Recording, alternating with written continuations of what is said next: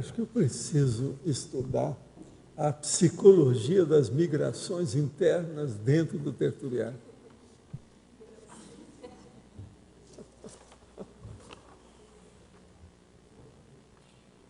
Uma das razões é a fofoca. Outra das razões é a duplologia. Está certo? Outra das razões é tosse. Precisa de fazer uma listagem, eu queria saber as migrações internas. Está certo, não é? Tudo é porque eu faço pesquisa de tudo, né?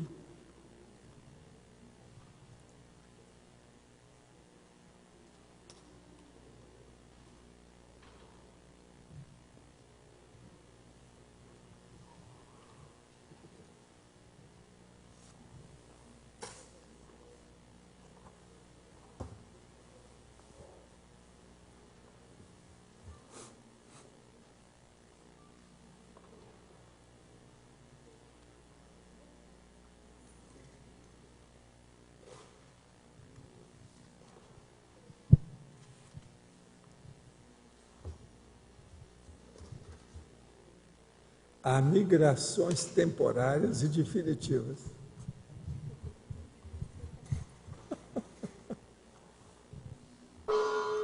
Tertúlia. Meu boa tarde aí para todos. Hoje é 29 de setembro de 2009, é terça-feira. O verbete é 1340, 4 páginas, 45 logias, 8 máximos. Volume 3 aqui do 7.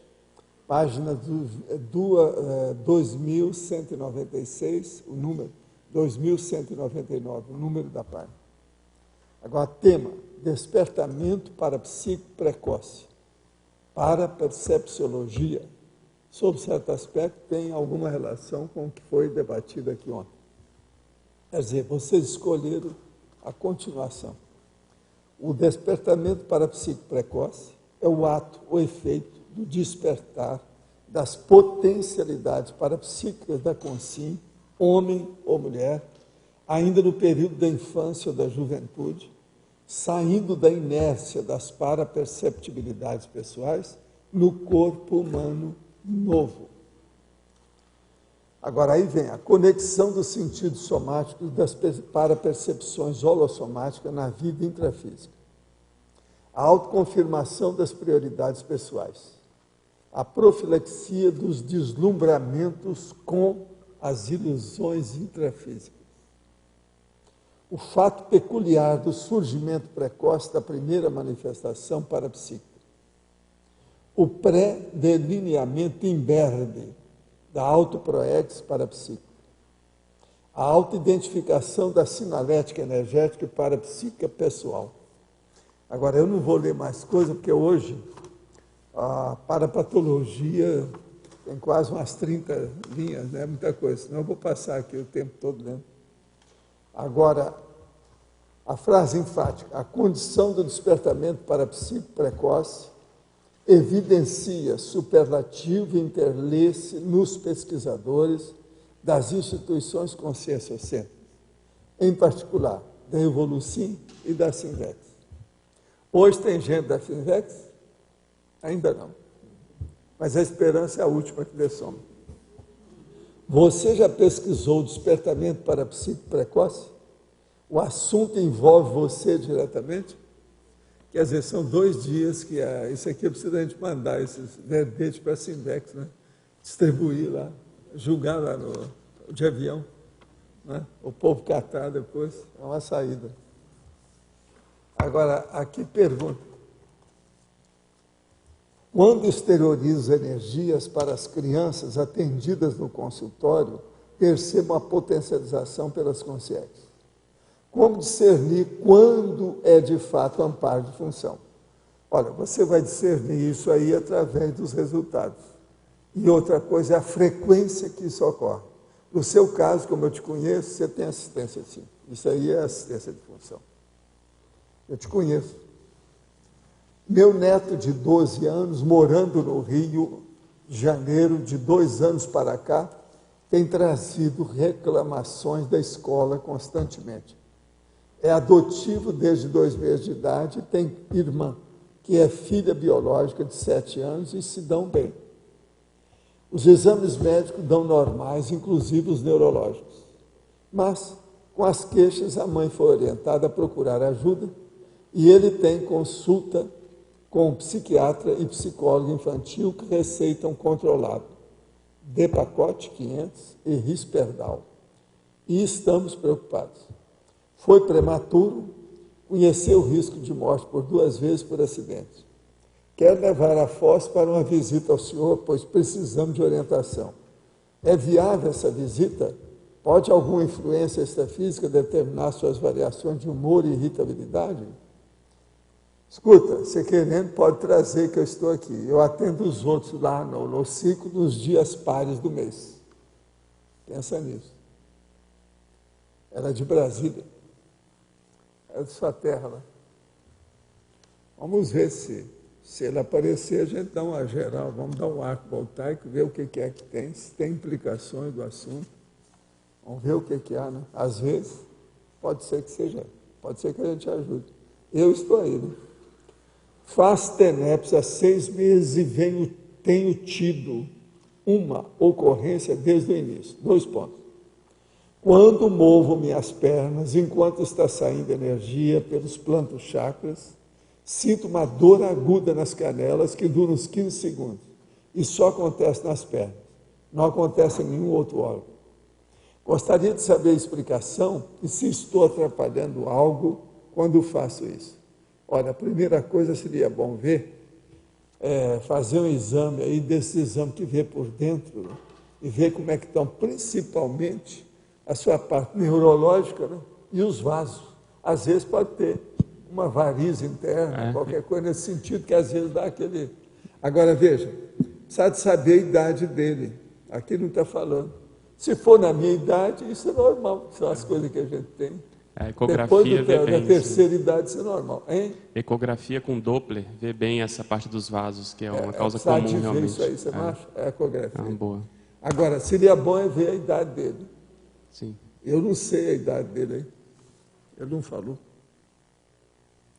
Logo após iniciar a prática do EV com maior constância e persistência, passei por um interessante fenômeno que considero extrapolino para a psique. Em uma ampla sala, inundei o ambiente com energia de tal forma que tornou-se perceptível a vários dos presentes. Mantive-me superaquecido por várias horas. E ao longo dos dias, por onde andasse, as pessoas me encaravam como se me vissem curiosamente. Após esse episódio, nunca mais consegui um EV nesse nível. O que o senhor acha que pode ter ocorrido? Qual poderia ser a motivação? Não, eles te deram alguma coisa, isso é extrapolacionismo, sim. Te deram alguma coisa para potencializar você. A sua psicosfera ficou potencializada por alguns dias. Agora, veja, isso aí é que leva a pessoa para Primenério, Cipriene, o processo de Euforim. Agora, o problema é você saber manter essa condição de energia. O que faltou em você foi saber manter isso aí. Agora, veja, quem foi rei é sempre majestade. Se você passou por isso, você tem chance de sustentar a situação de novo. Agora, que é extrapolacionismo, está na cara. Outra coisa, preciso saber várias coisas. Você, se eu fosse você, é assim que eu faço pesquisa. Eu ia examinar, por exemplo, se eu tenho algum processo de paramicrochip, se tenho macrosoma, como é que eu sou, qual é, por exemplo, o seu tipo sanguíneo. E é preciso ver o que você está fazendo atualmente, que eu também não sei. Isso aí teria que ver com mais detalhe. Não se pode perder uma oportunidade dessa e lembrar. Agora, veja, ele falou bonitinho. Aqui a expressão, aqui, ó. Me encaravam como se me vissem curiosamente. É assim que o povo vê. Eles olham você e não sabem o que você tem. Tem alguma coisa. Mas ninguém sabe o quê. Aí eu dou aquela do Einstein para a pessoa, quando eu estou com muita energia. Aí a pessoa desconfia. É aquele negócio que eu mostrei lá em Ipanema para a turma que estava fazendo pesquisa. Um dia eu vou desse jeito, no outro eu corto tudo. No primeiro dia até os cachorros vêm para mim. No outro dia ninguém aparece, ninguém vê, não viram que eu passei, eu fiquei invisível. Então isso aí ó, é batata, a psicosfera potencializada. Vocês estão vendo que os fatos estão ocorrendo aí com o povo todo, é só a gente mexer nisso que você vê que os fenômenos ocorrem tudo quanto é lado, essas coisas, tudo que eu falo aqui. As consciências familiares ou não, afetos ou desafetos extrafísicos, dos teletertulianos, assistem às tertúlias junto? É lógico, né? Em muitos casos, né? Eu acho que sim, não é mais do que normal. Se afirmativo, quais as consequências desse fato para o ambiente e as pessoas da casa? No caso de falta, elas podem ficar frustradas? Não, isso aí só vai ajudar a pessoa se ela for ver aqui, porque a gente está falando de um ponto de vista intrafísico e extrafísico. Mexe com consciência e mexe com consciência, né? Muitas das nossas conversas aqui envolvem consciência. Essa de hoje, por exemplo, é só processo extrafísico. Agora, ó, eu quero falar aqui aquela velha recado que eu dou para os que estão escrevendo o livro.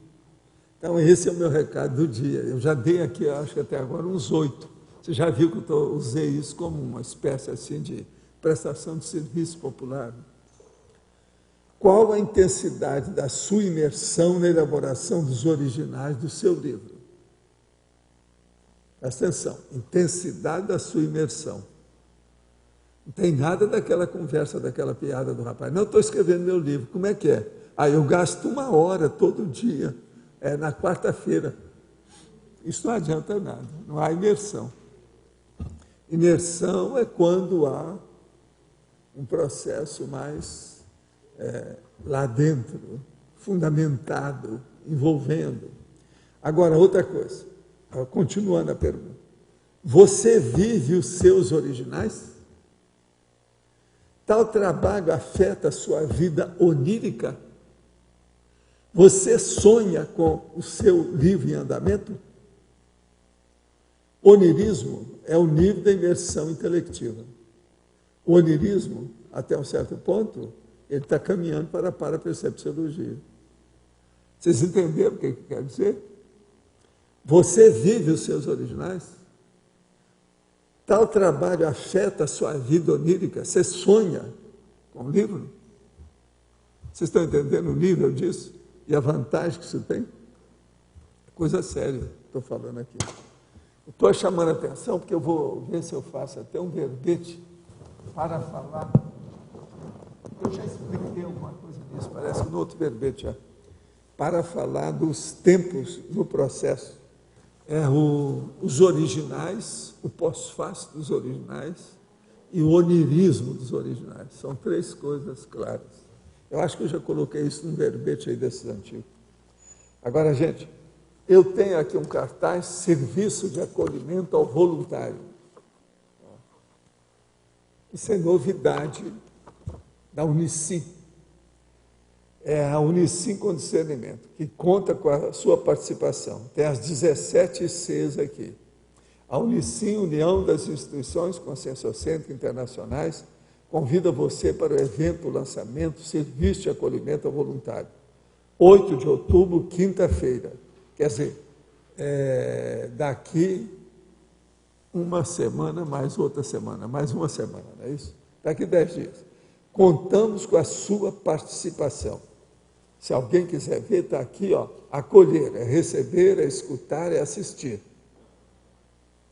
Acolher, orientar, encaminhar, acompanhar. Eles estão usando meu polinômio. Tá? Ó, se alguém quiser ver, está aqui. Agora, isso aqui eu tenho que devolver para você, não é isso? Esse pequenininho eu posso deixar no meu material? Esse aqui eu te devolvo. Agora, gente, isso aí é uma boa coisa.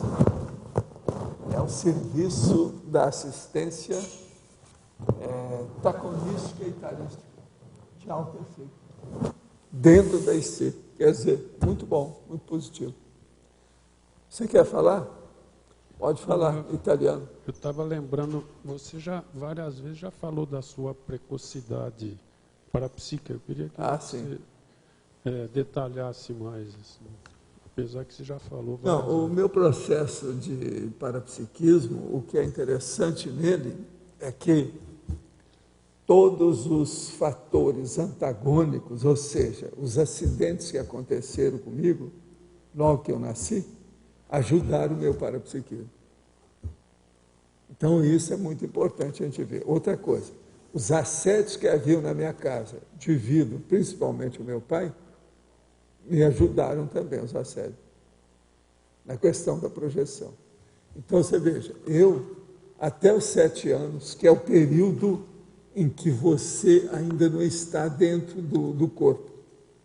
Isso é da antiguidade, eles já falavam nisso, os iniciados, aquele povo todo. Quando você nasce até os 7 anos, você ainda não está 100% aí dentro. É preciso ainda de muitas reajustes, etc. O cérebro ainda crescendo, tem uma série de condições que não permite a consciência, a consciência, ainda ser uma consciência inteira. Ela não é, até os 7. Agora, o que se passa? Nesses 7 primeiros anos da minha vida, eu tive as projeções com o assediador do meu pai, via aquilo tudo, e, vamos dizer, do ponto de vista de projeção propriamente dita para mim, eu fiz barba, cabelo e bigode. Com isso, eu tive retrocognição. Comecei a lembrar das coisas, falando com a minha mãe, a situação, os fatos confirmaram aquilo tudo. Entende? Outra coisa, aparecia lá aquela anja, para mim, do lado esquerdo, na hora que eu ia dormir, o dia que tinha, levava assediador. O dia que ela não aparecia, o assediador ficava no lugar dela. Quer dizer, então, aquilo foi assim. Eu pude começar a entender, vivenciando o assunto. Conversei com meu pai, tudo ficou mais esclarecido. Entende como é que é? Com o tempo. Agora, isso me preparou de uma tal maneira que aos 9 anos eu pude mostrar a minha projeção para os outros, que é uma coisa das mais sérias que tem. Em 1941, aos 9 anos, eu tive uma projeção de barba, cabelo e bigode para os outros, não foi já para mim. Quer dizer, eles viram que eu saí do corpo, eu comprovei pelos fatos da hora. Não tinha jeito. Eu tinha 9 anos. Então, você veja, os 7 primeiros anos foram muito sérios, no meu caso. Eu escapei do parto laborioso com a cabeça rachada. Escapei da pneumonia dupla logo em seguida. Escapei da falta de alimentação, porque eles arranjaram a dona Yaya, que era minha ama de leite. 3 coisas, eu fugi do assunto. Está entendendo? Sumi, dei um jeito, saltei de bando. Consegui superar isso aí. Quer dizer, não fui eu, né?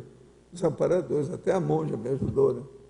Agora, outra coisa, quem me ajudou muito também foi minha mãe, que me entendeu, começou a dar os inputs em cima da minha cabeça, a partir dos 4, 5 anos, aquele negócio. Eu dominei totalmente o processo de correspondência, de escrita, leitura, aos 5 anos. Naquela época, gente, não tinha isso não. Hoje tem menino que já lê as coisas até com 2, 3 anos.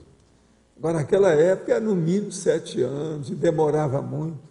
Eu tive um colega meu que só foi alfabetizado aos 14 anos. Pra vocês terem uma ideia, isso é comum lá. Porque ele ficava na fazenda e não ia na escola. Quando ele vinha para o comércio, comércio era a cidade. Quando ele vinha para o comércio, quer dizer, a comarca, o nome que ele chamava era comércio. Vinha a cavalo, etc., amarrava o negócio do cavalo na porta da farmácia, aquele negócio todo. Então, às vezes foi só aos 14 anos, às vezes a família inteira daquele jeito. Então, a pessoa só era alfabetizada mais tarde.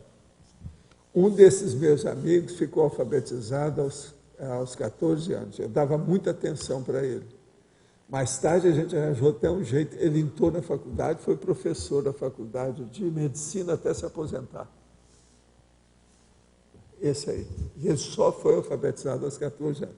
Agora, ele tem muita facilidade da vida, hein? Tem muita facilidade para a literatura, essas coisas todas, leitura, escrever o livro, tudo isso. Isso é impressionante a gente pensar. Agora... Mas você notou, né, de modo geral, o que é. Agora, por exemplo, outra coisa que me ajudou nesses 7 anos, que falta falar, é que eu tive as aulas de moral cristã. Né? Mais ou menos entre os 6 e 7 anos, as aulas de moral cristã, num ano, eu aprendi tudo sobre o movimento espírita. Era o professor Alípio. O professor Alípio tinha muita paciência com a gente. E os meninos que iam no centro espírita, não dava para encher o centro espírita, não. Era menos gente. Aquilo era bom. Ajudava a gente. Entende? Agora, por exemplo, eu só tive preceptor mais tarde, aos 10, 11 anos. Foi mais ou menos 10, 11 para 12 anos. 10, 11 anos. Entende? Então, eu tive o processo pouco a pouco. Agora, uma conclusão disso, Arlindo, que é importante, isso eu chamo a atenção. Eu aprendi o parapsiquismo antes de aprender o abecedário. Isso é uma coisa séria. Que é o contrário de todo mundo. O ideal seria que todo mundo ensinasse para todo mundo a clarividência. Depois ensinar o ABC. Isso é que seria, né? O máximo. Agora, eu imagino, você confirma que tudo isso foi muito mais promovido do extrafísico em relação Não, em parte, mas a coisa que houve mesmo foi no meu corpo, né? O corpo estava em andamento. Agora, por exemplo, uma coisa que eu noto. O problema, devido a esse processo lá em casa, a psicosfera que havia lá e o problema na minha cabeça, aquilo me fez sintonizar o tempo todo a minha procedência, de onde eu vim, extrafisicamente. Você está entendendo? Por isso que eu tive retrocognição. Porque eu cheguei, estava tudo inóspito, hostil, áspero e difícil. Eu fico com as coisas que eu vi. Você está entendendo a psicologia da criança? Hein? Eu ficava pensando... Não, explica para ela, explica o que você entendeu, com calma. Por exemplo, não é mais fácil projetar se a pessoa está numa instituição total, porque ela está presa num lugar, então ela vai querer sair psicologicamente. Então, se ele chegou num lugar que era inóspito, que não era bom, a tendência é ele querer sair, ficar com aquele... Eu fico com as coisas entendeu? Que eu vi. Isso eu dei mais valor. Como eu estava expandindo o processo da minha cabeça, crescendo. E outra coisa, com o processo de chorar, eu fiquei mais maduro, mais rápido, observando tudo, sentiu por causa do processo de dor, o negócio todo é na cabeça. Você quer saber o que é? Eu mesmo falei, foi nessa idade que eu falei, eu quero estudar a cabeça. Que eu vim rachar a cabeça toda lá, como é que fica?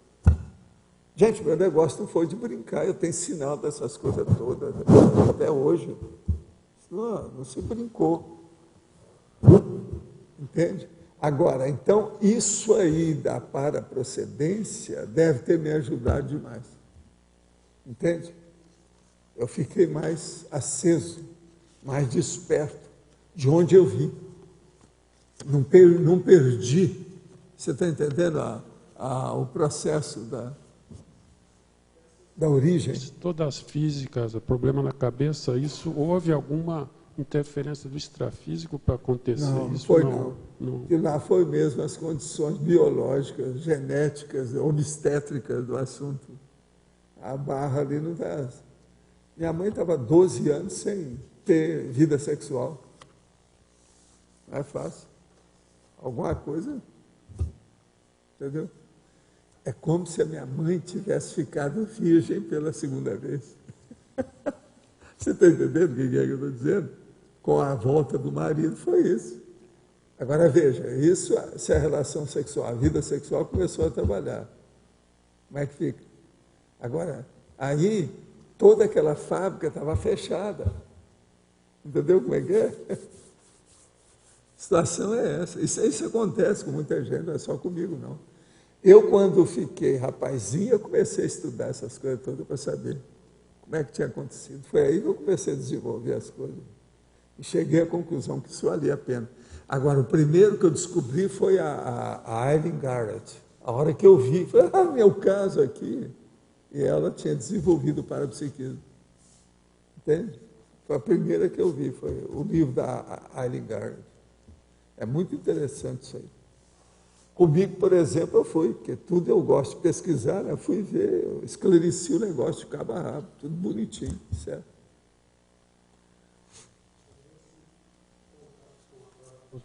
Com a paraprocedência, ele tem a ver também com a descoincidência sua durante a criança também. Agora, com o tempo, estudo foi ficando claro. Você olha só minhas bobagens, a hora que eu falei com o povo, e eu lembro que eu falava que eu achava que aquilo, todo mundo era daquele jeito.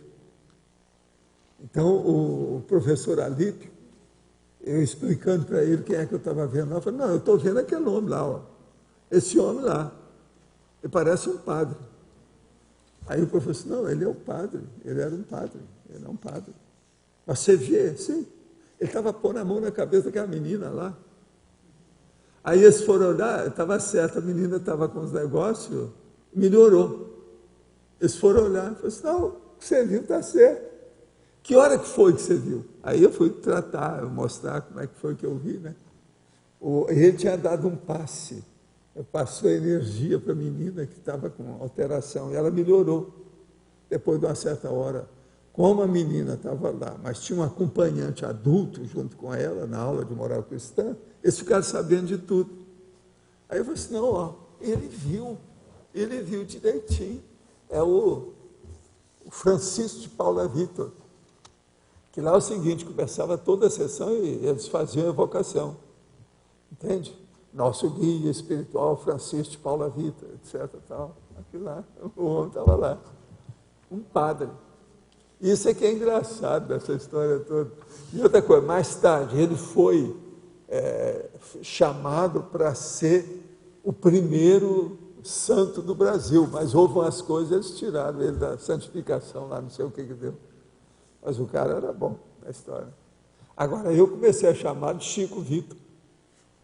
Porque eu estava vendo ele sempre, de vez em quando aparecia para mim, aquele negócio todo, eu falei, não, meu amigo, Chico Vitor. Agora, veja, isso, eu tinha 6 anos, quando esse negócio aconteceu. Agora, que é engraçado isso, o problema da precocidade do parapsiquismo. Essa última coisa, o povo te chamava atenção porque você contava esses parafenômenos? Isso não, também. Chamava atenção, criava problema. A minha mãe, então, começou a falar para mim, não fala nada dessas coisas para os outros. Agora, ela insistiu mais comigo o dia que eu falei que eles acharam que tudo era conversa minha. Passaram uns meses, nós vimos o lugar que tinha a casa que eu tinha falado.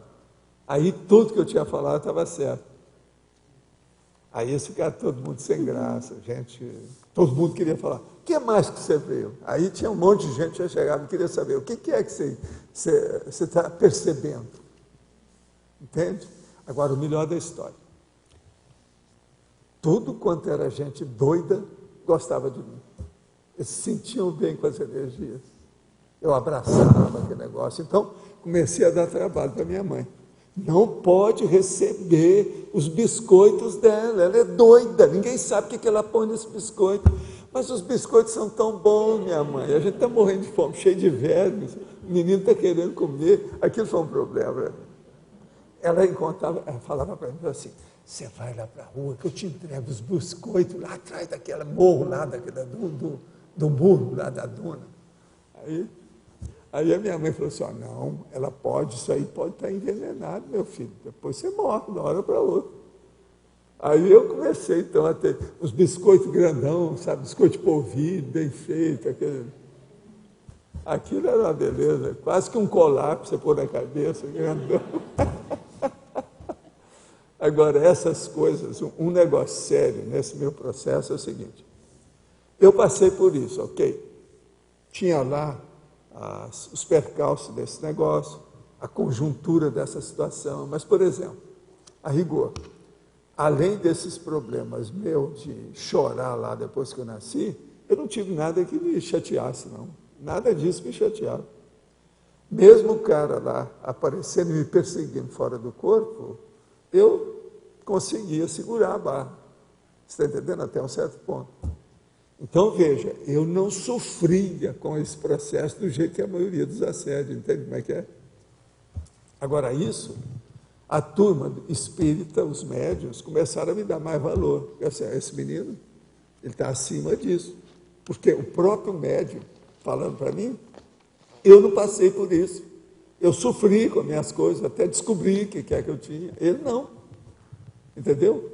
Eu lembro que o Tirital, esse, o professor ali, todos eles eram médicos, passista, chamava, sabe? Então, eles saíam 3, 4 para atender os doentes que estavam em casa.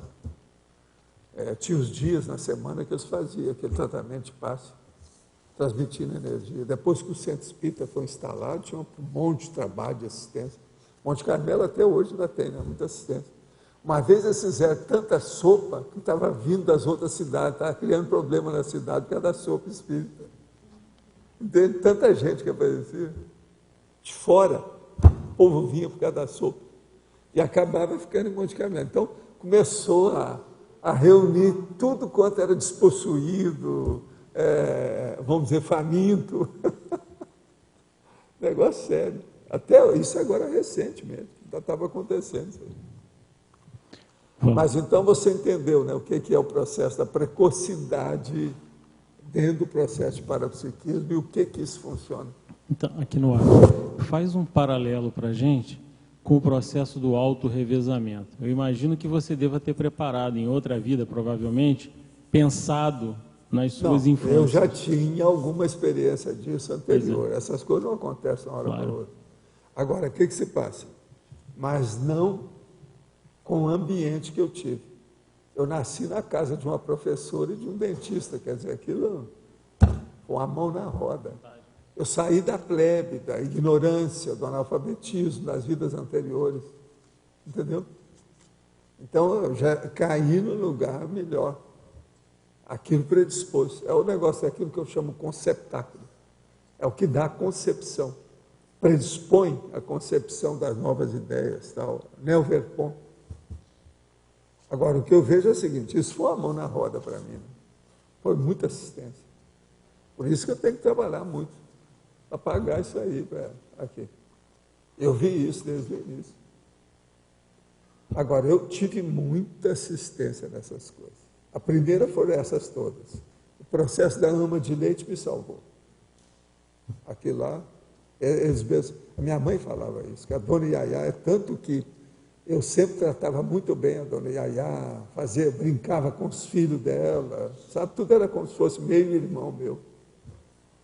Isso durante muito tempo, enquanto eu estive lá.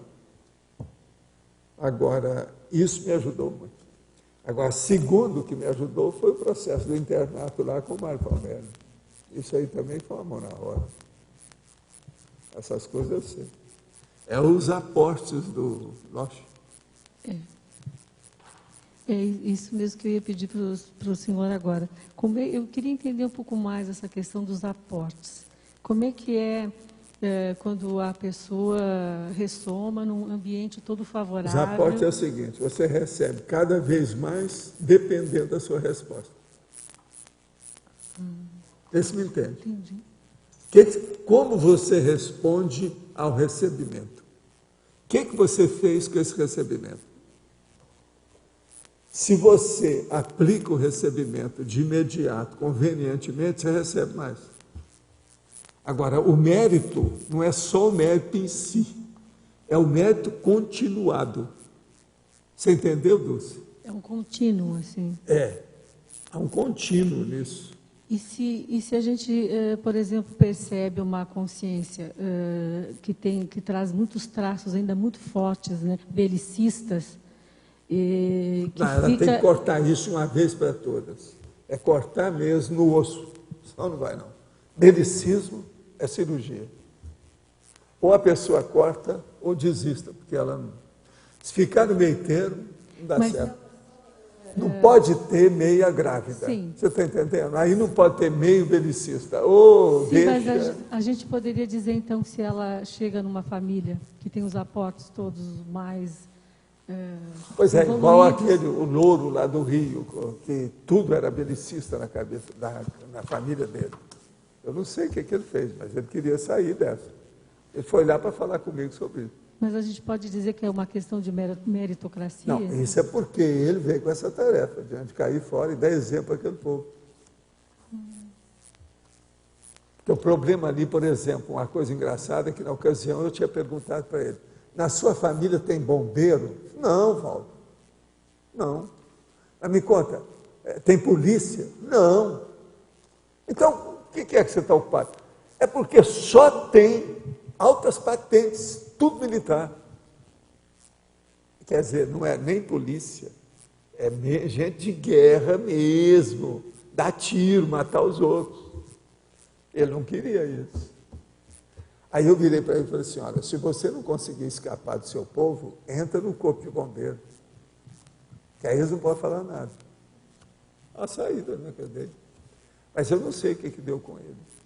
Mas que aqui, ó, tudo estava favorável, já tinha academia pronta, tudo, porque várias gerações... Geração, né? Mas e se for o contrário? É a família do Johann Sebastian Bach, todo mundo músico. Você está entendendo como é que é? Nasceu lá, era músico. Bach, nasceu lá, todo mundo era músico. Mas se for o contrário, a gente pode dizer que essa consciência é uma coisa essa é pior do que o resto tudo. Então, essa veio para ser assistida. Ah, entendi. E olha lá, diretamente da baratosfera, se era o contrário. Chega numa família toda pacífica e o cara só pensa em revólver, em faca, fuzil, é caçar. A primeira coisa que mostra é caçar. Caçar, né? A primeira manifestação que tem. Porque você sabe, muitas criações, igual que foi na minha infância, todo mundo, eles faziam revólver de pau para dar para a gente, tudo era brinquedo de criança. Imitava dar tiro por causa do seriado. A própria funda, né? Aquela funda pois é, o estilingue. Ensinava para a gente a fazer estilingue. Isso, e eles falavam, para matar passarinho. Eu tinha uma pena daquilo danado. Agora, o que se passa? Em vez de matar passarinho, era estilingue para pegar fruta. A laranja madura, laranja, cara, isso não tinha dúvida, eu era doutor no assunto, lá na casa de uma das minhas tias. Agora, depois arranjaram aquela madeira grande, um varapau lá feito de bambu, com um negócio na frente que você fazia assim, ó, e pegava. Não, tinha um que você até puxava, cortava, tudo. Isso com o tempo de vida. Ela falou assim, está estragando muito os galhos das árvores, não pode. Agora eu já tenho aqui que a gente ia lá toda semana, ia lá na casa dessa minha tia. Ela era prima primeira da minha mãe, e tinha um pomar que era um negócio. O laranjal lá, você já chegava já babando lá na casa da mulher. Agora, nunca pude esquecer, porque lá é o seguinte, tudo era limpo demais e branco. Sabe? É tanto que eu comecei a gostar desse negócio de branco antes de estudar medicina por causa da casa dela. Agora, essa nossa tia lá, era quase uma avó, né? Mas a gente chamava ela de tia. Tinha várias tias dessa que era parente da minha mãe. Então a gente ia lá e tinha que passar para dentro da casa para ir para o quintal, aquele quintal enorme. E tinha, atravessando a praça onde ela morava, tinha um pomar ainda maior embaixo. Conforme o dia, a gente olhava, tinha pouca fruta em cima, a gente pedia para ela para ir lá embaixo. Então ela ia lá, abria e deixava a gente ficar lá. Lá embaixo era uma loucura o que tinha. Lá sempre tinha fruta para a gente comer, praticamente quase o ano inteiro, que era muito grande. Agora, em cima não, às vezes é só na época de laranja, um negócio desse, sabe? Mas era muita coisa. E a casa dela era tudo limpinho. Você sabe aqueles panos de prato, tudo bordado, e sobe assim, faz um negócio para colocar um negócio. Aquilo, a casa toda era daquele jeito. Agora, a gente lembrava, que eu nunca pude esquecer, que lá ela tinha folhinha que tinha o diabo. A folhinha que mostrava o diabo por causa dos ancilóstomos. Então, aquilo era propaganda de laboratório, sabe? A panvermina, aqueles negócios todos. Aparecia assim, ela tinha aquilo na sala dela, porque o cartaz era uma folhinha do ano inteiro, entende? Eu nunca pude esquecer a casa dela. Agora, nós nunca íamos sozinhos, ia sempre 2, 3, tudo assim, primo delas, neto, sabe? Bisneto, alguma coisa nesse sentido. Então eu vi isso tudo muito de perto, em matéria de chegar perto. Essa vida em matéria de fruta, Monte Carmelo era o máximo. Tinha muita fruta. Era o jeito das pessoas sobreviverem, entende? Tudo quanto é jeito. E outra coisa, devido ao cerrado, não estava esse cerrado que eles estão acabando com ele agora, fazendo tudo quanto é monocultura, estão acabando com o cerrado.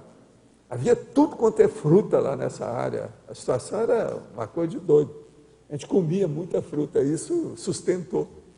Todos aqueles que sobreviveram aos vermes foi devido às frutas.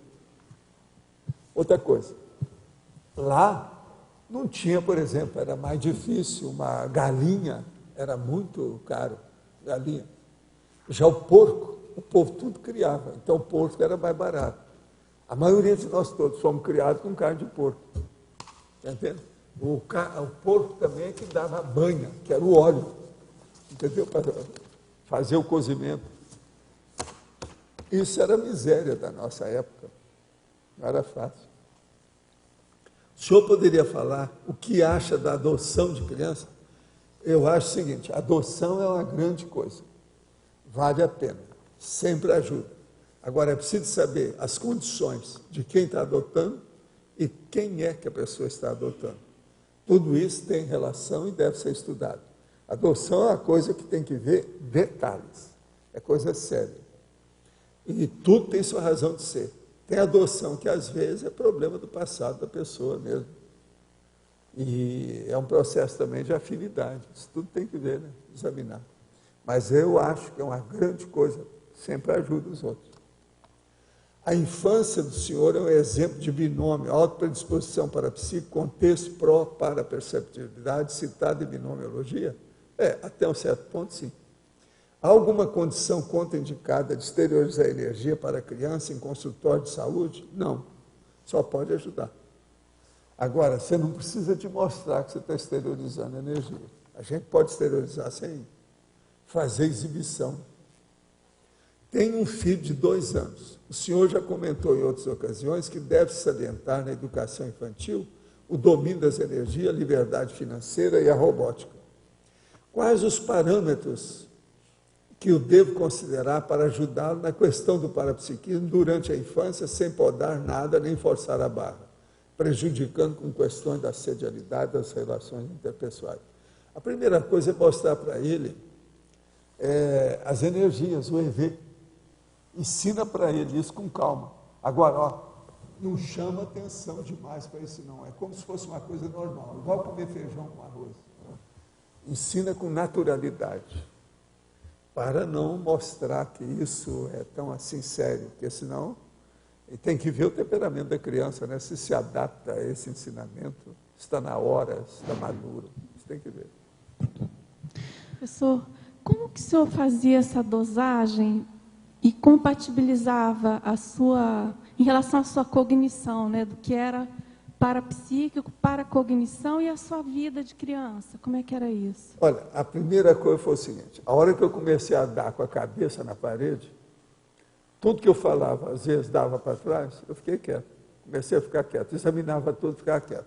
Quando a minha mãe me ensinou a escrever, uma das coisas que a minha mãe me perguntou, falou assim, meu filho, por que você tem esse negócio de estar pensando sempre em querer escrever? Por quê? Isso antes de eu aprender a escrever. Eu falei assim, eu quero escrever aquilo que eu vejo que eu não posso falar, minha mãe. Aí a minha mãe sentou lá, parou e falou, meu filho, mas você passa por isso? Aí ela ficou, você está entendendo? Foi mais do que pena de mãe comigo, né? Eu falei assim, minha mãe, até com a senhora, né? Aí eu falei assim, mas por que eu? A senhora lembra que quando eu fui falar o caso das músicas, que isso aí deu na cabeça? Que a senhora me deu contra? Que não era?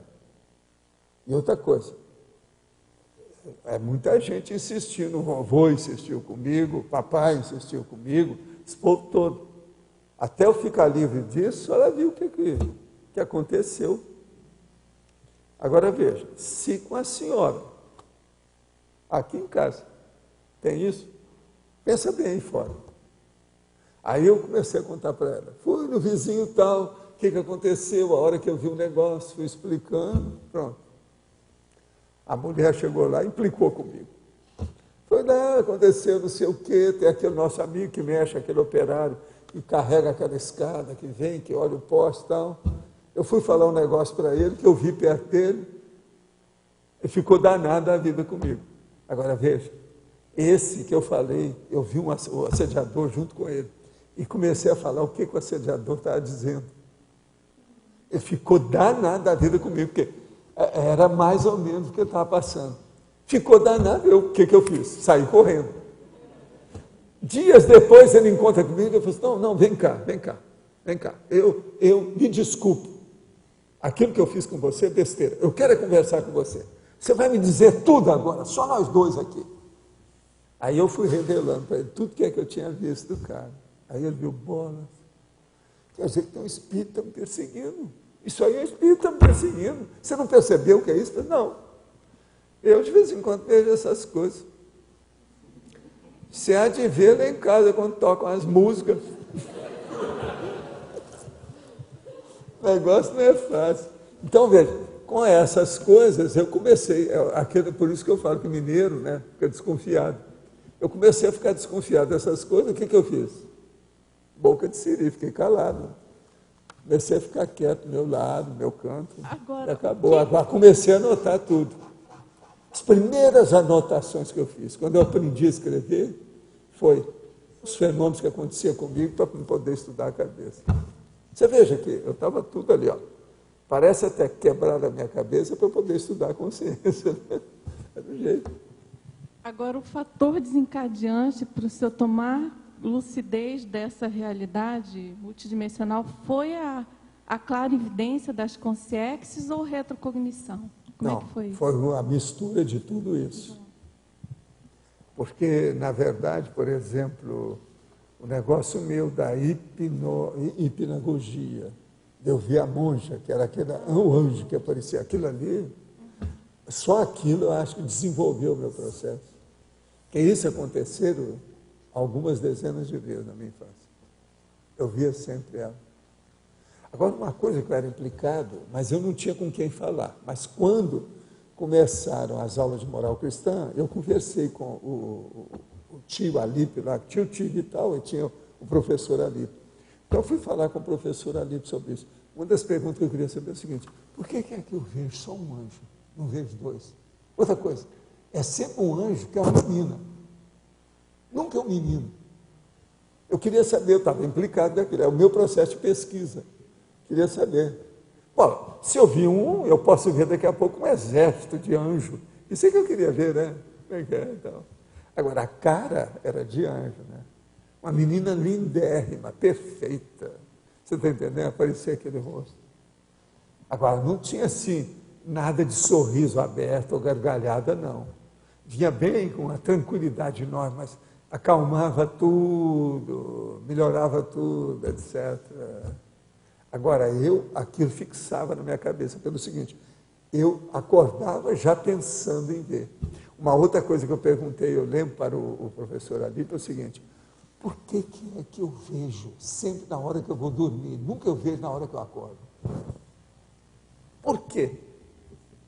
Ele não sabia de nada, ele arranjou uma saída lá para mim, que as minhas perguntas ninguém gostava de mim. Eu começava a fazer pergunta, o povo caía fora, saía de perto. Entendeu? Era um problemão. Agora, aqueles que me aguentavam, com o tempo, todo mundo ficou meu amigo, né? Foi o que aconteceu com a dona Odete Brum, que foi lá encontrar comigo, depois, mais tarde, eu já no Instituto, ela foi encontrar comigo, a doutora Heloísa foi encontrar comigo. Entende? Agora, a noção do que significava a monja mesmo, foi em que época, assim, que idade? Isso aí foi na década de 30. 30? Isso aí foi logo depois que nós fomos para aquela casa foi construído em 1935, foi quando eu tinha 3 anos, foi quando a coisa desencadeou mais, foi isso. Mas eu já tinha a memória daqueles 3 anos meus, eu não esqueci nada. Memória praticamente memória contínua. física aqui. A minha memória já estava acesa. Uma das coisas que o negócio da cabeça quebrada melhorou foi a minha memória. Eu vi uma coisa e não esquecia mais. Eu, garoto, às vezes, a minha mãe perguntava, meu filho, como é que é isso mesmo? Você guardou? O que, que é? Que houve? Que eu não sei mais como é que é. Aí eu falava assim, sim, é isso. Então eu falava. Está entendendo? Às vezes um nome, uma pessoa, uma coisa, eu guardava tudo. Estava sempre de olho aberto, né, na história. Agora, o que eu vejo é o seguinte, o ambiente do interior, que era tudo mais tranquilo, uma cidade pequena, eu nem sei nessa ocasião qual a população, não, mas era menos de 5 mil habitantes que tinha Monte Carmelo nessa ocasião. E tudo ali passava perto, mas nada entrava lá, né? E outra coisa, a Rede Mineira de Aviação, que era a Ruim Mais Vai, RMV, Ruim Mais Vai, ela durou pouco lá, depois foi embora. A última vez que nós tivemos em Monte Carmelo, a gente foi na antiga estação, que não funciona. Lá é outra coisa, talvez. Eu levei o povo lá para ver, etc. Como é que é? Mas agora, lá era muito tranquilo. E tinha muito verde em torno da cidade, você está entendendo? Até chegar lá no Monte Carmelo. O Monte Carmelo já era um negócio muito longe. Aquilo era da tradição ali, da lenda quase. Monte, que é onde Jesus descansou, né? Monte Carmelo, da Bíblia. Então, o problema todo era esse. Mas eu gostava de ir, não era assim, não. Eu gostava de ir na matinha e gostava de ir aonde o trem fazia o viradouro, aonde ele virava. Porque era uma pista só, quer dizer, só uma, entende? Ele tinha que virar e entrar na mesma, está entendendo? Ele não tinha duas, só uma. Então tinha o virador. Esse virador ficava a alguns poucos quilômetros de distância, mas é um lugar que a gente gostava de ir também, porque você ia pelo trem de ferro e pegava tudo quanto era fruta, as coisas todas. Você já conhecia as árvores que havia ali, como é que é, o povo que morava, entende? Isso aí, na minha infância, foi um máximo, foi o máximo, ajudou muito. Então, essa infância, com todas essas coisas, para mim, foi muito positiva lá, devido à cidade ser pequena, interior. Essa tranquilidade ajudou muita gente. Agora, era muita gente mesmo assim que morria. Morria queimado, morria por suicídio, morria por acidente, morria por verme, morria por umas doenças esquisitas, doença que não podia chegar perto, que é de contágio, morria por raiva, de cachorro doido. Tudo isso eu vi na minha infância lá, tinha muito isso. O Brasil não tinha muita assistência em matéria de médico, lá não tinha nada. Tudo era gente entendida, sabe como é que é? O que tinha mais é a parteira, né? Parteira tinha, porque a mulher tudo parindo, né? Sem parar, né? Aquele negócio. É tanto que a população, de a pouco, aumentou, né? Valdo, aqui. Tenho duas perguntas. A primeira é sobre como se pode identificar a especialidade parapsíquica. Se é através, vendo a história pessoal, da vida da pessoa, vendo sua infância, não, a primeira coisa ou vendo a é facilidade ou dificuldade que a pessoa tem. O que você vivenciou? Através dos fatos que você vivenciou, você vai saber se você teve processo de parapsiquismo ou não. Não são as outras pessoas, é você mesmo examinando o que aconteceu com você. Sim, mas como identificar sua especialidade? Eu, aos 14 anos, já sabia de tudo isso, por mim mesmo. E outra coisa, eu já tinha desistido de estar perguntando para os outros. Que a maioria não tinha tido a experiência que eu tive, não adiantava, ele não tinha nada para informar. Então, aí eu comecei, não, o processo é ler. Deve ter gente que já escreveu sobre isso. Foi aí que eu comecei a ver os livros de médiuns, os livros sobre médiuns, esse povo todo, para me ver como é que era. Porque a sua experiência pessoal, ela é única. Se você tem uma clarividência, ele tem, ela tem, ele tem, ela tem, cada um vai ter de um modo. Nunca é mais ou menos a mesma coisa. Até você chegar à conclusão do que é que forma o padrão do fenômeno, isso demora. Tem que ler muito, por isso que eu lia sem parar, entendeu? Então, o caso seu, você tem que ver o que aconteceu. Quais foram os fatos que chamaram a atenção. Agora, se aquele fato envolveu alguma pessoa, teve outros protagonistas junto na mesma época, e se essas pessoas ainda vivem, às vezes vale a pena conversar com elas. Você lembra quando aconteceu esse fato? O que aconteceu comigo? Que às vezes é um medo na infância, porque a pessoa está aberta e começa a perceber muita coisa. Não, e criança fala tudo que vem na cabeça, não tem mentira. Fala a realidade, só que tem. Fala tudo errado, né? Porque não tem experiência, vê tudo de qualquer maneira. Não entende. O negócio não há maturidade. Então, o que é ruim é isso. Mas, por exemplo, fala aquilo que está errado, mas fala a realidade que a criança sentiu. Ela não mente. Outro assunto seria, que atitude é necessária para desenvolver a maturidade mental somática? Que isso que está a condição necessária. Olha, nisso para... não tem milagre. O problema todo é a pessoa trabalhar, ler, registrar, escrever. Isso é a melhor coisa que tem. É o trinômio. E a nível intraconsciencial, que reciclagem é necessário para que a pessoa chegue a esse nível? Não, ela vai registrando as coisas e vai ampliando a sua experiência, anotando aquilo, vendo como é que é. Leitura, aí outras coisas vão chamar a sua atenção, é o que acontece aqui. A pessoa vai querer fazer curso, vai ouvir uma palestra, vai participar de algum evento. Isso tudo clareia muito. Eu, por exemplo, eu tinha ânsia desde pequeno para ver isso. Quando eu cheguei em Uberaba, e tinha aquele monte de centro espírita, biblioteca, Jockey Club com biblioteca, eu fiquei louco com aquilo. Como é que eu faço? Para eles deixarem eu entrar, eu quero é ver livro, aquilo. Agora, o pior da história, eu cheguei, né, depois de passar 5 meses, a primeira vez fora da minha terra, né, foi o primeiro ano do curso ginasial, o primeiro semestre, passei 5 meses, sabe? Foram 150 dias, né? Fora lá de Monte Carmelo. Então, quando eu cheguei, eu virei para minha mãe e falei assim, mamãe, eu gosto muito da senhora, gosto muito de todo mundo aqui, gosto muito de Monte Carmelo. É tanto que eu estou gostando muito dessas férias, para ver o que tem que ter. Tinha uma férias de quase 1 mês, desse primeiro ano.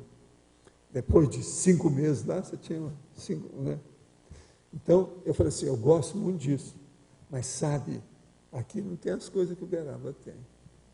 Eu sei, eu já sei, meu filho. Você está falando é livro, né? É livro, eu sei.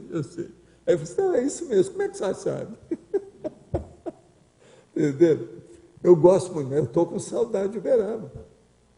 Agora, isso, eu falei com ela, eu estou falando com a senhora o que eu estou sentindo. E a realidade é essa. Assim, meu filho, eu fico muito satisfeita com isso. Eu vejo que você se adaptou à vida lá fora. Isso é muito importante no seu caso. Não tem nada não. Quando você puder, você aparece. Não tem nada. Agora, eu confessei, pelo menos, o que eu estava sentindo. Você está entendendo? Que até um certo ponto aquilo poderia ser um crime dentro da minha cabeça, né? Agora, com o passar do tempo, essas coisas tudo mudaram. Eu vinha e chegava lá e olhava, a minha casa estava tão pequena, a janela mais baixa. Eu falei assim, vem cá, vocês fizeram uma coisa na casa? Aí a minha mãe falou, não é, meu filho, é você que cresceu. Seus olhos estão alguns centímetros mais altos, tudo ficou mais baixo, tudo é menor. Aquilo era um problema para mim. Sabe? A sua calça, por exemplo, você está com calça pega-frango, o seu paletó está desse tamanho aqui, andando, você cresceu, isso faz parte do serviço. Até mais ou menos 16 anos eu passei por isso, seriamente, até 1948. Agora, a coisa mais importante era o meu quarto. A hora que eu cheguei, eu ficava em pé e fazia assim, e pulava a janela em pé, sem fazer esforço, eu falei assim, gente, como é que é possível? Eu cresci mesmo. Entendeu? A janela do quarto, junto da minha cama, ficou tudo baixo. Entendeu? Como é que é? O negócio é fácil. Outra pergunta mais. Na parapatologia, você colocou a busca da maturidade parapsíquica a partir da inversão existencial, invexis. Sim. Então, aí você falou no início sobre as Pois invexis. mas a inversão, ela ajuda o processo de parapsiquismo, porque a pessoa fica, vamos dizer, envolvida com ideias mais avançadas da própria vida, porque mais avançado que a inversão não tem nada, né? Então, isso ajuda o processo parapsíquico. Entende? Uma coisa puxa a outra, dentro da mesma linha. Entende? Porque a inversão é substancialmente uma mudança visceral na vida da pessoa, é fundamental. Ela mexe com tudo. Em vez de você esperar a aposentadoria, você já começa a funcionar já como jovem. Isso é uma coisa muito séria. Envolve a vida inteira, tudo que a pessoa tem. O destino dela, a profissão dela, a vida afetiva que ela tem, tudo. Quer dizer, politicamente falando, uma das coisas mais avançadas que nós temos aqui é a Invex. Entende? E isso pega o processo de parapsiquismo, é óbvio. Não, porque para antecipar a assistência você tem que dominar o parapsiquismo um pouco. Só um pouco para começar a ser assistência. A primeira coisa, procure qualificar as suas intenções. Isso aqui é o mais importante. Olha se a sua intenção é boa. Se não for, procura burilar a intenção. É assim que você pode se predispor mais para o parapsiquismo. Tá certo? No caso de uma criança de 6 anos que costuma conversar com consciência e convive num lar desajustado, como distinguir se esse solilóquio é imaginativo, fantasioso, ou é um sinalizador parapsíquico precoce de comunicação com amparadores ou familiares que dissomaram? Primeira coisa é o seguinte, se esse fato tem relação com os fatos do dia a dia. Por exemplo, tudo que acontecia comigo tinha relação com os casos, e eu estava esclarecendo um caso que ninguém sabia. Existe relação da hiperatividade e déficit de atenção da criança e do adolescente com despertamento precoce para psiquismo? Às vezes tem, e às vezes tem assédio, bem claro. O despertamento parapsíquico precoce é tema neutro porque depende dos atenuantes e dos agravantes da mesologia familiar e da geopolítica da consciência? Sim. Ele é neutro por causa disso, sim. Tem que ser, né? Porque ninguém sabe o que a pessoa vai fazer com o parapsiquismo dela. Como foi que seu amigo José Vitoriano descobriu seus talentos quando você era jovem? O caso todo é o seguinte, ele era uma pessoa, o Zé Vitoriano, muito tranquilo. E ele tinha uma série de amigos, inclusive gente da maçonaria, aquela opção de coisa. E ele gostava de contato com criança, porque logo ele pegou lá o cinema da minha terra, e aquele cinema todo dia, aquele negócio todo, e a meninada toda queria assistir filme, queria ver aquilo. Nem sempre os meninos tinham dinheiro, então era um monte de menino em torno dele. Agora, ele via quem é que sabia das coisas e quem não sabia. Ele conhecia meu povo, conhecia minha mãe, conhecia essas coisas todas. Então, lá pelas tantas, ele viu o meu interesse naquilo e viu que eu já tinha vendido material, alimentação do meu avô na rua, né? Porque eu fui também, né, avulso desse. Já tinha vendido jornal lá para o seu Dante, com a turma toda lá, todo dia. E vendia, levava, etc. Então, ele sabia que eu era bom de contato. Outra coisa, eu conhecia Monte Carmelo na palma da mão. Né? Então, na minha idade, já com 10 anos, ele falou assim, você poderia distribuir os nossos programas. Porque o último menino que veio trabalhar conosco estava julgando o programa lá no Rio, lá no Brejo. E eles descobriram, depois, em vez do Rio levar os programas que ele jogou fora, aquilo ficou parado, eles descobriram aquele pacotão lá, mandaram o menino para a rua, né? Não dava para trabalhar, né? Ele estava tapeando todo mundo. Porque tinha que distribuir casa por casa, aonde a gente fosse. Geralmente eram 2, às vezes até 3 garotos que distribuíam aquilo. Todo dia tinha um programa, entende? Então ele me chamou. Me chamou e eu comecei a distribuir. E acabava logo, via aquele troço todo. Aí tinha um rapaz que fazia o cartaz e pintava. Um dia o rapaz adoeceu, teve que ficar em casa, não tinha jeito. Eu estava lá e falei assim, ó, se o senhor quiser, eu pinto isso aí. Tudo que ele fez, eu sou capaz de escrever. Faço isso tudo aí. Então deixa. Aí eu comecei a fazer o cartaz também, quando precisava. A partir daquilo, então, eu deixei de entregar os programas avulso diário e comecei a ser lanterninha. Depois fui caixa, o bilheteiro que chama, que eu vendia os bilhetes dentro de um guichê, que havia um buraco na parede e tal. Então eu vendia. Depois eu subi, quer dizer, passei para cima. Acima, porque lá em cima que tinha um estúdio, em cima da bilheteria, e aonde passava o negócio, aquele, sabe? De vez em quando queimava tudo, você tinha que pegar, acertar tudo. Então eu passei por esses dados todos. É igual um gerente, você está entendendo? Agora, eu estava caminhando ali, ele estava com inteira confiança no meu jeito, a coisa toda, foi quando o cara morreu. Ele morreu num avião, porque lá tinha brevet, eles iam tirar o brevet, e tinha esses monomotor. E caiu o monomotor, e incendiou, deu uma explosão, ele morreu. Quando eu vi, ele estava todo só preto. Eu vi quando ele chegou. Agora, quem morreu com ele foi um cara que era casado com uma prima, sabe? Minha prima. E então era igual meu primo, morreu junto com ele. A cidade toda compareceu para ver a hora que pegaram o cadáver com os restos do avião, aquele negócio todo. Lá já tinha um campo de pouso, sabe, um aeroporto. Tinha casa, tudo, hangar nessa ocasião, tudo. Porque eles gostavam do brevet, porque os lugares muito longe, um aviãozinho era o máximo, né? Monomotor. Então, mas isso de vez em quando morriam. E esse aí foi um desastre que ninguém esqueceu. Ficou então na crônica, né, da cidade, a morte dele. Agora, o Zé Vitoriano é um grande cara. Eu mais tarde encontrei com ele fora do corpo. Ele é fora de série. Uma pessoa que todo mundo gostava. Poderia aprofundar esses 3 itens da parafatologia nas páginas 85, segunda linha, de cima para baixo. O pré-delineamento imbérbio das autoproex parapsíquicas. O problema é o seguinte, ou da autoproex parapsíquica. O problema é o seguinte, imbérbio quer dizer o jovem, aquele que ainda não tem barba.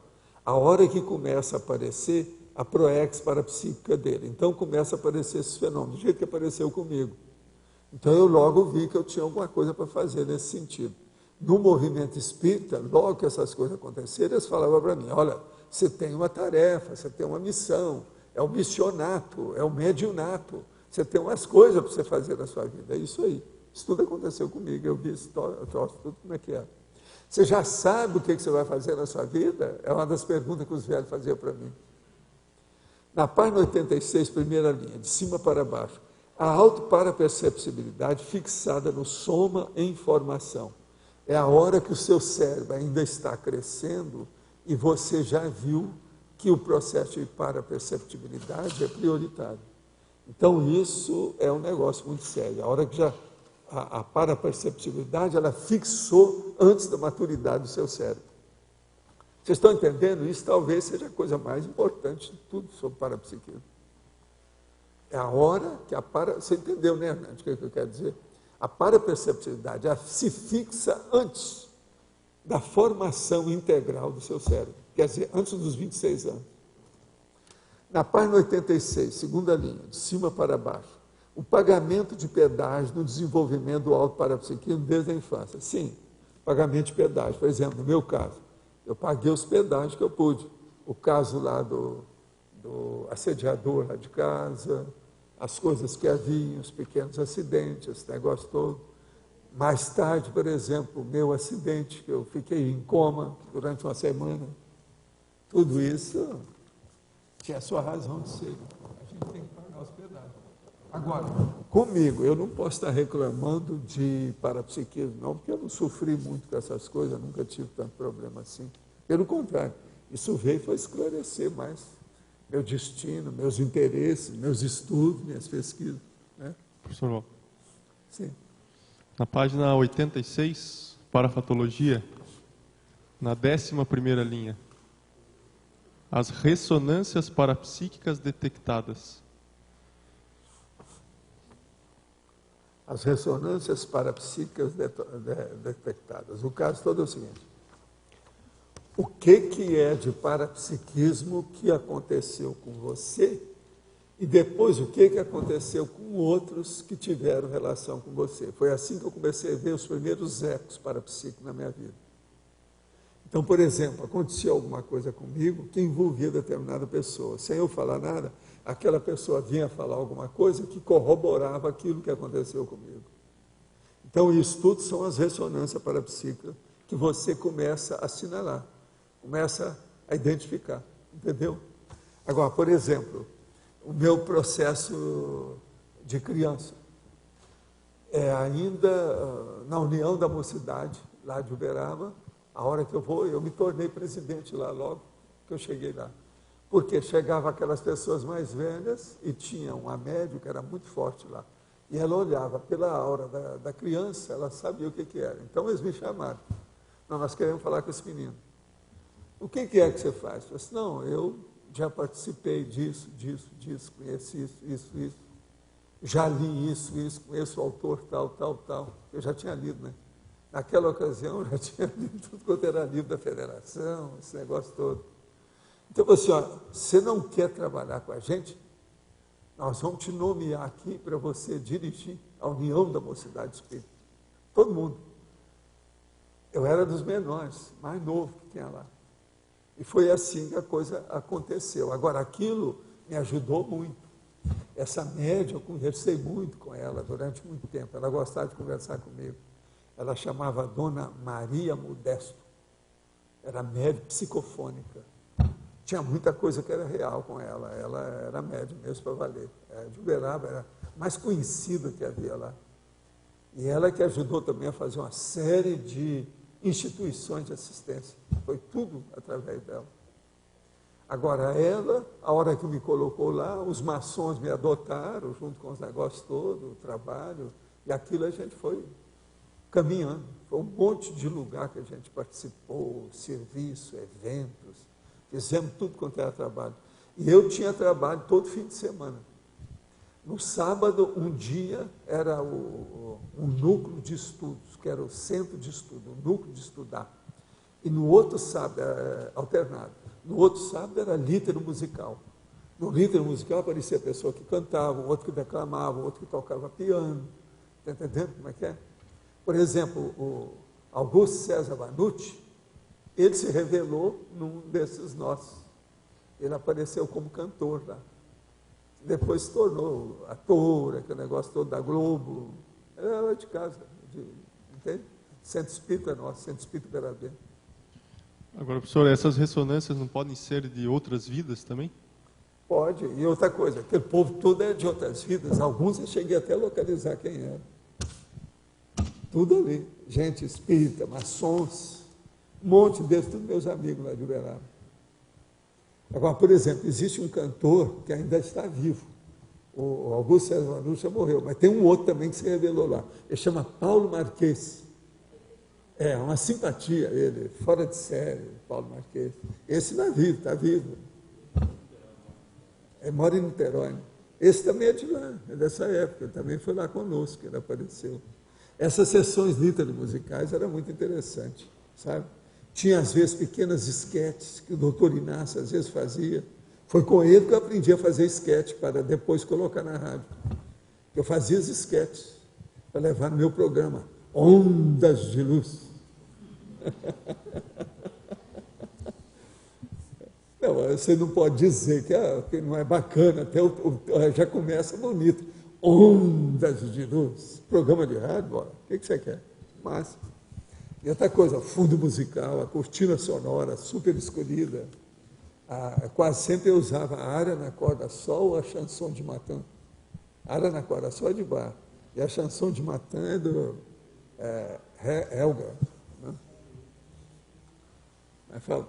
Aqui na Parafatologia, página 86, a antepenúltima linha, no final, a pesquisa da predestinação intermissiva. Não sei se você já falou sobre isso. Sim, não falei não. A pesquisa da predestinação intermissiva. O problema é o seguinte, quando ocorre uma série de fatos convergentes, chamando atenção para o seu parapsiquismo, a pessoa começa a ficar encalacrada com aquilo e tem que dar um jeito para ver o que é que se passa.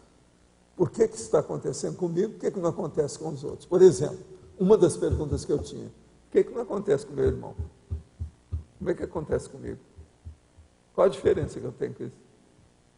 Eu tenho que pagar alguma coisa? Aí vem aquele negócio da predestinação. Como é que é o seu destino? O que é que você está predestinado? O que está marcado? Então, aí entrava esse processo todo, a pesquisa da predestinação intermissiva. De onde eu vim? O que eu estava fazendo? Há alguma diferença comigo com os outros?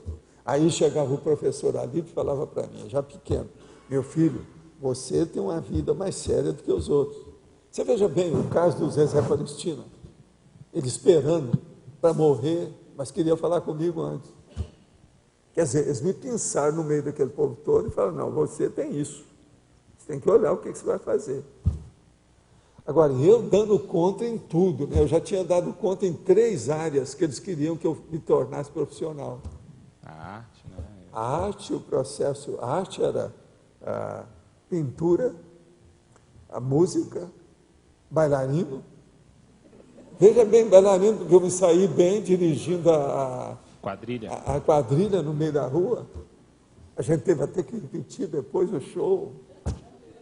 Agora eu falava com ele, não sou eu que sou bom, é a Ieda que é bonita. A Ieda que era minha par. Ela era uma belezinha de menina que eles escolheram. Sabe como é que é? Mas ela não falava nada, era uma múmia.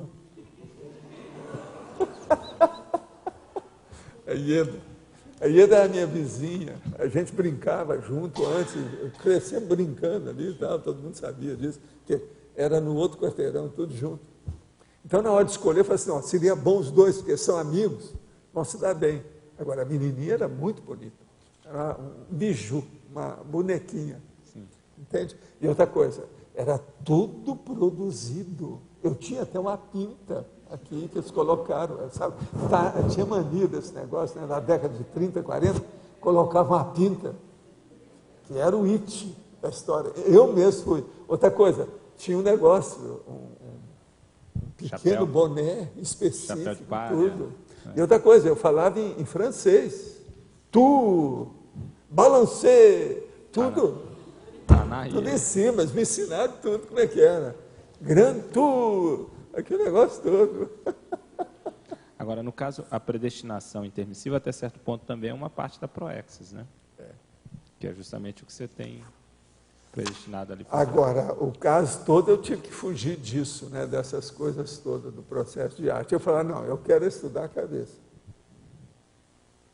Agora, veja bem, estudar a cabeça, lá na minha terra, naquela ocasião, não tinha ninguém que fazia qualquer estudo de cabeça, não existia nada disso. Não tinha nem médico, não tinha psiquiatra, não tinha nada, não havia nada, esse negócio de psicólogo, ninguém falava nisso. Entende? Uma loucura, né? Agora, eu falar que queria estudar a cabeça.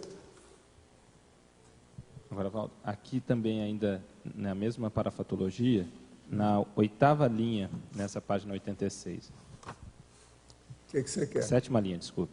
A auto-organização parapsíquica a partir da mocidade.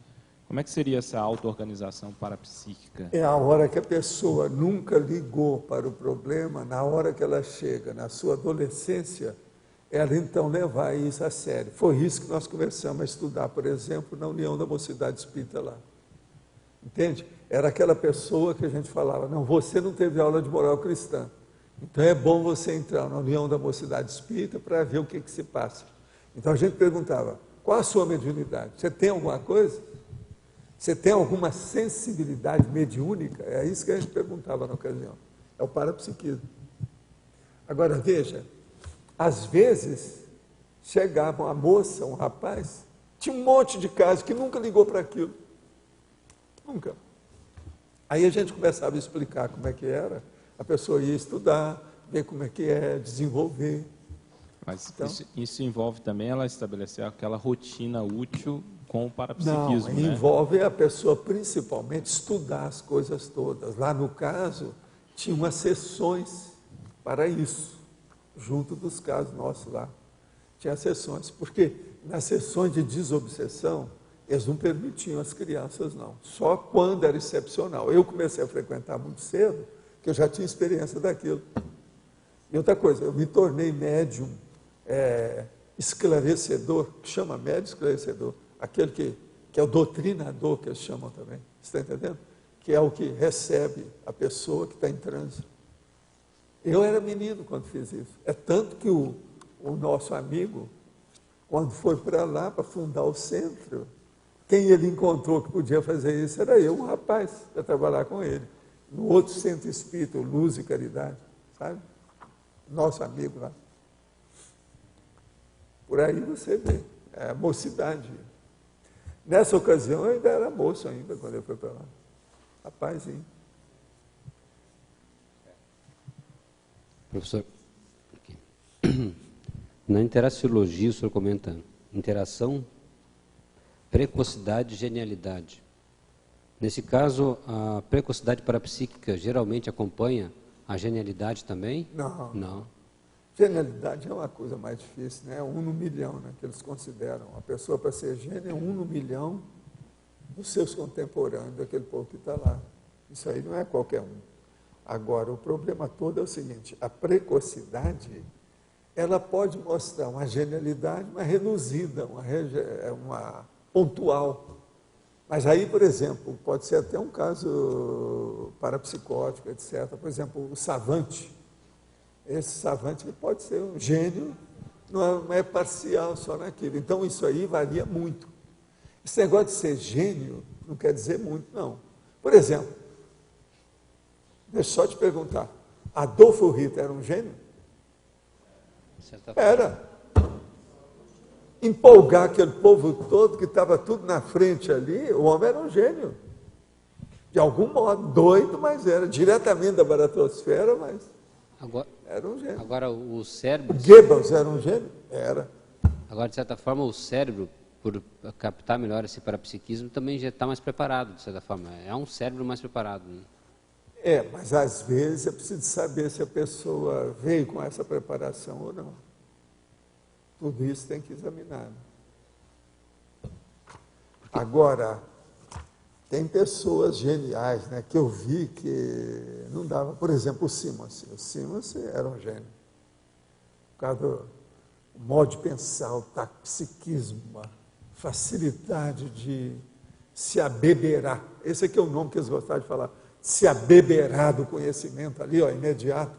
Isso é uma loucura. A concepção, você está entendendo? A penetração do cara, é a penetrabilidade da acuidade, a hiperconsciência e hiperperconsciência. Isso é uma loucura.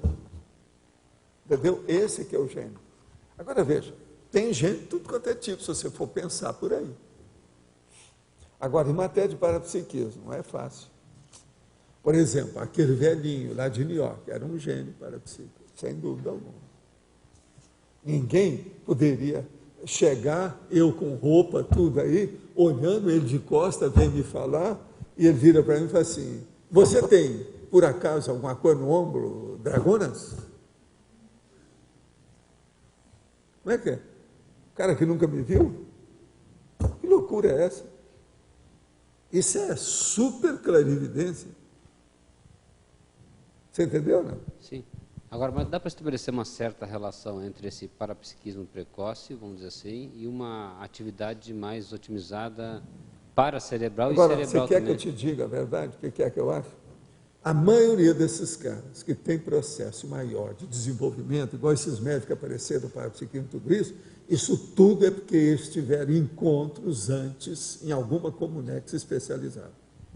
Então, eles tiveram convívio daquilo, viram alguma coisa antes. Isso muito antes até dos cursos intermissivos, tudo isso, já havia alguma coisa disso. Está entendendo? Então, por aí você vê como é que é. O interlúdio, de certa forma, é uma dessas também, ou não? O interlúdio agora mas agora de uma maneira, vamos dizer, mais avançada, de profissional, alto nível. O negócio todo mudou, né? Não é mais assim, de amador, empírico. Não há mais empirismo, nem amadorismo nisso. coisa é outra. Entende? Agora, com o passar do tempo, vocês vão ver quem é quem, e todo mundo é quem. Tem que ver quem. Professor Vocês vão localizar todo mundo. Vocês estão entendendo o que eu estou falando? Não. Vai ser não tem outro jeito. A inter-relação, ela vai ser muito mais fidedigna. As características de um inversor, para mim, quando vem do interlúdio, quais seriam essas principais características? Pois é, pensa bem. O que é que não deve ter? A Sinvex devia estar preocupada com isso, mas eles nem aparecem aqui, são muito ocupados.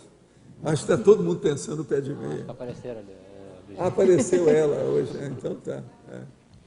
Professor Waldo, uma pergunta. Eu já vi o caso de pelo menos 2 pessoas, não é meu caso, que atuavam dentro do espiritismo com uma mediunidade daquelas, né, um pouco mais, não sei, passiva, e que depois vêm para a conscienciologia e tem dificuldade em fazer um progresso a partir dali, que parece que existe um certo bloqueio para melhorar o parapsiquismo e levar mais para o mental Tem sono. casos assediadores. O processo é assediador. Uma pessoa desenvolve demais o parapsiquismo na Umbanda, por exemplo. Isso é assédio, não adianta, guia cego. Ali é fácil. Eles fazem aquilo de propósito para marionetar a pessoa. Então, pode-se falar que, nesse caso, o parapsiquismo do espiritismo daquela pessoa não seria um atributo dela, e sim mais uma atuação de consciência? Não, é atributo. A pessoa não faz isso. Uma pessoa não se torna possessa sem algum desenvolvimento parapsíquico. E qual seria a forma Sabe por quê? Porque se o possessor quiser transmitir as coisas, está tudo bloqueado. Ela é casca grossa, não passa nada. Quer dizer, o negócio do casca grossa tem uma vantagem. Não fede nem cheira. Não é nem uma coisa nem outra. Não é o bom, mas também não é o ruim, porque nada passa. O cara é uma casca grossa, cimentado, bloqueado, com granito. O cara tem granito debaixo da caixa craniana. É granito. E para essas pessoas que têm esse tipo de experiência, tem alguma estratégia diferenciada para continuar a desenvolver um parapsiquismo de mais alto nível, ou é o mesmo caminho de todo mundo? Tem que fazer força, né? E ver a lucidez, o objetivo, a intenção. É por aí. Agora, o caso é o seguinte: quanto mais a pessoa procura acertar, mais assistência ela vai ter. Na hora que tem, ela é mais encaminhada. O caminho abre para a pessoa. Agora, precisa ver a qualidade da intenção, aquilo que eu estava falando lá. Qual a qualidade da intenção da pessoa? Isso é muito importante. Tá certo? Alô?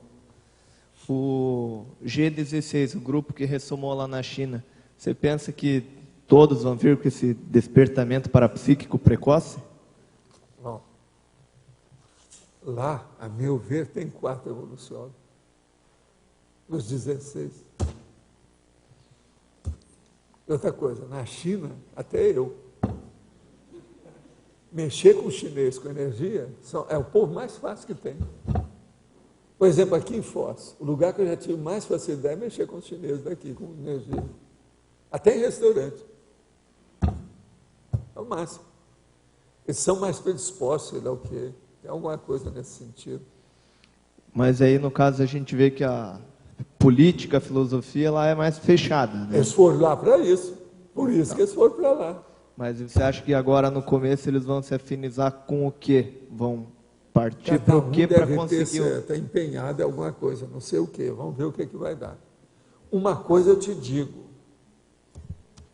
Eu não sei o que já fizeram, mas tem uma primeira coisinha que já bateu nas coisas que eu tenho observado.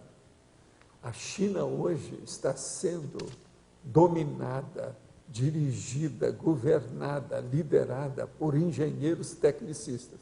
Você olha que as revistas desse fim de semana trouxeram isso aí, estão falando disso. Eu já tinha visto há algum tempo. Já não é mais o processo político, é engenharia, é a tecnologia, alguma coisa. Isso já pode mudar tudo. Para mim, o êxito da China até agora foi por causa disso. Foram os tecnicistas. Nesse sentido, a própria ditadura deve estar favorecendo esse povo. Se está juntando a fome com a vontade de comer. Você chegou a ler essas coisas? Você já viu como é que é? Então, pensa bem nisso. Não tem lógica isso que eu estou te falando? Então, se levar o negócio para o mental soma e tirar do psicossoma, do comocionalismo político, a paixão política, isso vai ser o máximo. É o que eles estão tentando fazer. Mas aí, em termos... Só para somar aí, ontem eu estava vendo na Globo News, eles estavam falando justamente algo nessa linha, que os intelectuais que também estão dirigindo, eles estão estudando uma forma para ter uma abertura maior, mas que não ocorra o que ocorreu com a União Soviética, que se desfacelou. Pois é, não, mas eles não querem. Por isso que eles estão indo no ritmo... Eles não querem imitar ninguém que já caiu no buraco. Eles estão estudando a melhor forma. E outra coisa, eles não querem ser americano. Eu estou de pleno acordo com isso. Eles estão certos. Nada de capitalismo selvagem. Não é por aí. E nem querem Olha o que deu na Rússia. Olha o que deu na Rússia. Está cheio de milionários. Tá, isso que eles estão estudando para justamente não cair nisso. Agora, veja, são engenheiros tecnicistas. Eles gostam de chamar esse nome assim. Por sinal, a revista publicou isso aí agora, uma revista que saiu agora ontem. Valdo, outro aspecto da China é que eles se abriram para o mundo, inclusive economicamente. Porque na época de Mao, era tudo fechado. Por causa dos engenheiros. E aí essa economia está mudando porque está deixando de ser centralizada. Falando agora na sua linguagem, até que ponto, na hora que entram os engenheiros, eles já não estão caminho para a República do Platão? Mas o engenheiro... Que é o intelectual. Os engenheiros estão, é lógico, potencializando isso. Pois é. Ele é uma abertura para o mundo que está muito maior. Na época do Mao Zedong era tudo fechado e a economia está deixando de ser centralizada. A economia centralizada é um desastre total, sempre foi. É problemão. Professor, mas aí do ponto de vista social, familiar, provavelmente esses G16 vão vir muito mais discretos do que você, daí no caso, então, devido à questão filosofia mais difícil de lidar. Eu sou mais evoluído do que eu. Eu sou um cara falastrão. Estou errado. Eu já falei que na próxima vida eu quero vir sem as cordas vocais. Aí vai ser pior, porque aí eu vou ter que estar só digitando as coisas. Hoje eu só trabalho umas 14 horas por dia, né? Mas não é sempre digitando. Por exemplo, eu passo 2, 3 horas aqui falando. Ao mais, a maioria é escrevendo ou digitando. Eu fiz o meu cálculo, eu não estou tipo Pontes, não, mas estou chegando perto dos totais dele. Aquilo que ele fazia. Porque praticamente ele trabalhava intelectualmente 14 horas por dia, no mínimo. Às vezes até mais. Do jeito que eu faço. Hoje também eu quase não atendo. Atendo só nos dias pares lá embaixo. Não, ele não tinha nada. Mas agora ele ia. Eu sei, que eu lembro da história dele. Eu segui os negócios, via a casa dele, conhecia a biblioteca, tudo. Jantava com ele, quer dizer, não brinca. Ele e a dona Nélis. O que eu estou dizendo... Agora, do povo todo que eu vi, por exemplo, ele era superior ao doutor Inácio, que me ajudou muito. Mas que, na verdade, a biblioteca do doutor Inácio, quem leu fui eu, não foi ele. Eu que falava as coisas que interessava para ele. Você está entendendo? Eu vi um monte desses outros aí, professores que eu tive, esse negócio todo. Ele não, ele foi o maior. Agora, veja, eu já ouvi também, eu já estava maduro, e ele também já estava no fim da vida dele. Então, a gente já podia ter uma noção muito mais séria, mais ampla. Mas eu digo que a sua situação, eu acho até que é mais difícil, porque você justamente tem essa questão da interação maior. Ele acabou que não tinha tanto, né? Estava mais fechado, mais recluso, né? Mas agora, esse caso de muitas horas é muito importante. Agora, por exemplo, esse caso que eu estava começando a falar aqui, ó, que eu já coloquei lá num verbete, eu coloquei lá um tópico sobre esse assunto, que o problema é o seguinte, tem os originais, depois tem os pós-fácios dos originais, que eu já falo como é que é isso aí. É aquilo que você está trabalhando aí 5 horas num determinado paper, um determinado tema. Você desenvolveu, está tranquilo, etc. Aí você vai ao banheiro para fazer xixi ou qualquer coisa, ou vai tomar uma água, um negócio qualquer. Aí começa a vir, além daquilo, o pós-fácil é isso, vem aquele atropelo de ideia. A partir dali um monte de ideias sobre aquilo, porque você está tudo aberto, né? Tudo quanto é micro-onda está aceso, ainda não saiu do ar. E você está preparando para dormir, mas não está adiantando nada. Então, o que você faz? Eu vou escrevendo tudo que eu tenho. Às vezes eu fiz um verbete, daquele verbete aparece ideia para fazer mais 3. Tem um desses 3 que eu desejaria fazer imediatamente, mas eu não posso, está tendo meus horários, eu tenho que seguir aquilo. Eu estou dentro da minha organização, não posso sair. Aí eu vou dormir. Na hora que eu vou dormir, aquilo vai piorar o meu onirismo. Você está entendendo? Então, vê os originais oníricos. A hora que eu acordo, o que é que eu tive? A ideia, está aquele monte de coisa que sai. Então, é a terceira geração da mesma situação. Você entendeu isso? Agora, veja, isso ocorre comigo várias vezes por semana. Isso é normal. Então, pensa bem como é que é o processo de mental soma e como é que isso funciona. É assim que a coisa vai. Você pode ser assim. Você tem melhorado muito. Você já não está mais impulsivo do jeito certo. Você já percebeu como é que ele melhorou? Esse cara, você conhecia bem ele, né? Melhorou, virou gente. Agora, você pode escrever até sobre isso, o processo da... O que é impulsividade? Você é bom, você raciocina bem, você tem essas coisas. Você está fazendo um livro? Quando é que você vai... Como é que deu o livro? Cadê o livro? Você vê isso. Quando criança e adolescente, passei pelo espiritismo e xamanismo. Até certo ponto, me ajudou na identificação de certos fenômenos e no parapsiquismo assistencial primário. Mas tive diversos reveses. Avaliando friamente, esses fatos poderiam ser considerados de maneira positiva dentro do despertamento parapsíquico, de fato. O que fazer aqui, agora, já, para ter uma lucidez maior e recuperação de cons mais cedo na próxima vida? Olha, pode ser que isso tudo te ajudou, sim, pode ser que a vida só agora é que está beneficiando, se abrindo para você desenvolver isso aí. A primeira coisa é o seguinte: domina o estado vibracional, procura participar dos processos de parapsiquismo. Se você vê esses cursos, por exemplo, que o Instituto dá e que o CAEX está dando, etc., participa do problema de parapsiquismo, que isso vai te ajudar hoje. É uma boa. Quais são as manifestações parapsíquicas mais comuns em crianças entre 2 e 3 anos de idade? Tenho 2 netos nessa idade e às vezes percebo alterações em suas energias. É indicado o arco voltaico para ajudá-los? É lógico que é indicado. Usa aí que isso vai ajudá-los. É muito importante, sim. Agora, as manifestações que ocorrem mais comuns é a criança que se assusta com alguma coisa que às vezes ela vê, que tem uma certa clarividência, porque uma criança nessa idade, ela às vezes está semi-descoincidida. Ela não está coincidida o tempo todo. Às vezes ela está semi-descoincidida. Então, nessa hora, o que acontece mais é um processo de clarividência. Agora, o que vê mais, às vezes, é uma clarividência negativa. Às vezes a criança chora, vê um negócio que assusta, alguma coisa nesse sentido.